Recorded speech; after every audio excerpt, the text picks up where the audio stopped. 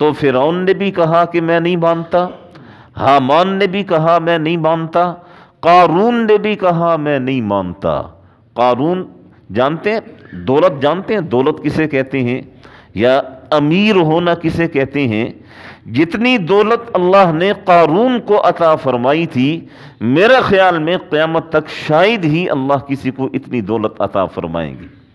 سورہ قصص میں اللہ جل شانہ نے اس کا پورا واقعہ بیان فرمایا ہے، اور پورے واقعے میں اللہ کیا فرماتے ہیں؟ وَآتَيْنَاهُ مِنَ الْكُنُوزِ مَا إِنَّ مَفَاتِحَهُ لَتَنُوءُ بِالْعُصْبَةِ أُولِي الْقُوَّةِ۔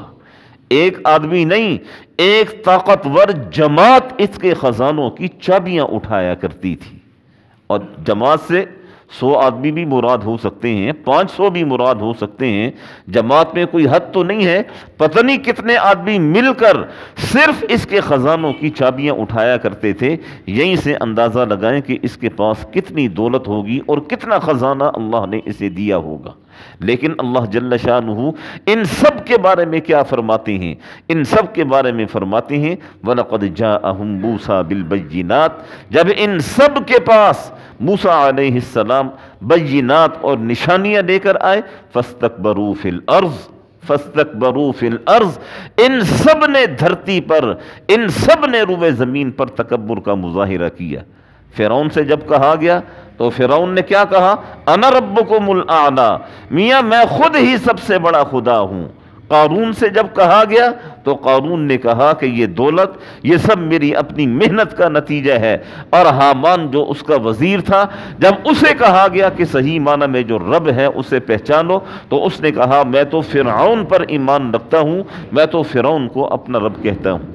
اور اللہ جل شانہ فرماتے ہیں ان سب نے روئے زمین پر تکبر کا مظاہرہ کیا، وما کانوا سابقین۔ لیکن یہ چیز ذہن میں رکھو، نہ موسیٰ، نہ قارون، فرعون، حامان، نہ یہ مجھے ہرا سکے ہیں، نہ قیامت تک آنے والا کوئی شخص وہ مجھے عاجز کر سکے گا یا مجھ سے آگے نکل سکے گا۔ میں تو وہ ذات ہوں جو کن کہوں تو بستی کی بستیاں صفحہ ہستی سے مٹا کر رکھ دوں۔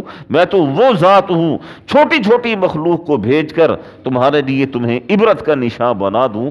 یاد رکھو وما کانوا سابقین، تم میری دسترس سے باہر نہیں ہو سکتے، تم مجھ سے آگے نہیں جا سکتے، تم بڑھ نہیں سکتے ہو، تم مجھ پر حاوی نہیں ہو سکتے ہو۔ میری قدرت بھی تم پر غالب ہے، میرا علم بھی تم پر غالب ہے، میری طاقت بھی تم پر غالب ہے، ہر لحاظ سے میں تم پر غالب ہوں۔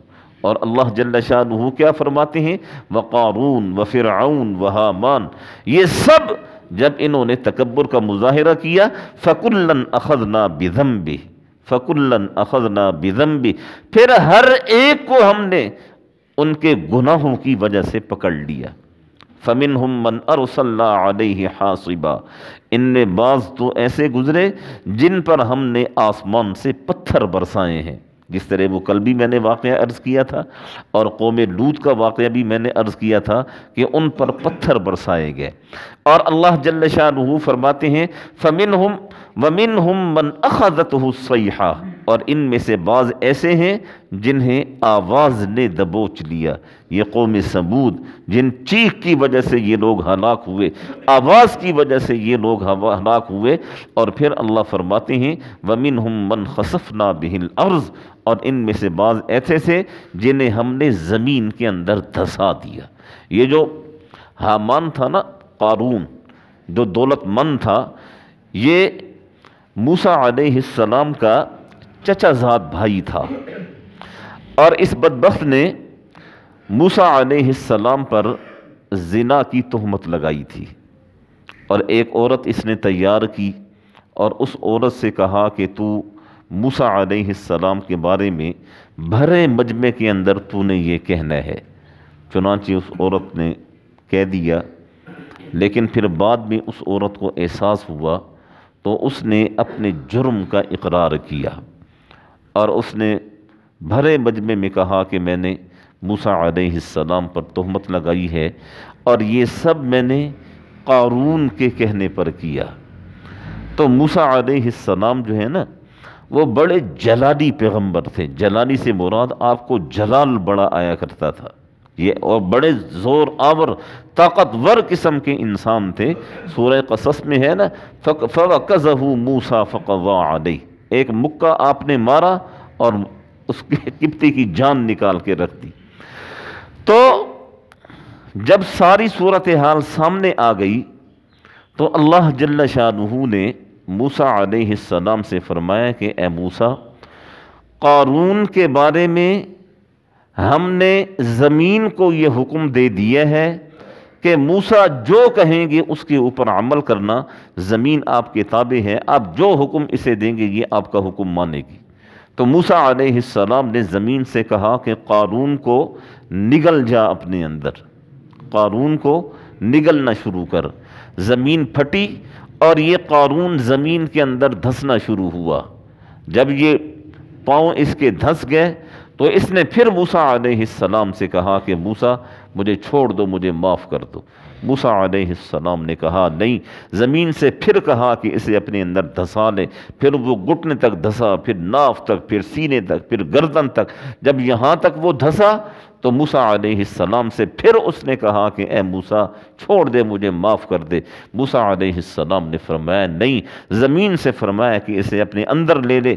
چنانچہ زمین نے قارون کو اپنے اندر دھسایا اور جتنے اس کے خزانے تھے وہ خزانے سارے کے سارے زمین کے اندر دھس گئے۔